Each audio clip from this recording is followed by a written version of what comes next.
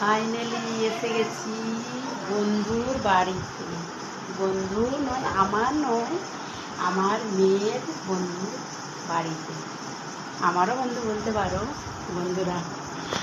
দেখো, একদম কেল্লার পাহাড়ে, রাজস্থানের পাহাড়ের উপরে ওদের বাড়ি, একদম পাহাড়ের উপরে।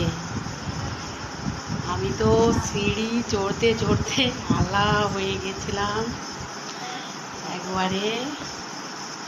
দেখো বন্ধুরা, একটু ঘুরে ঘুরে দেখাচ্ছি বন্ধুর বাড়িতে। আমার মেয়ের বন্ধু, আমারও বন্ধু, দেখাচ্ছি ওদের।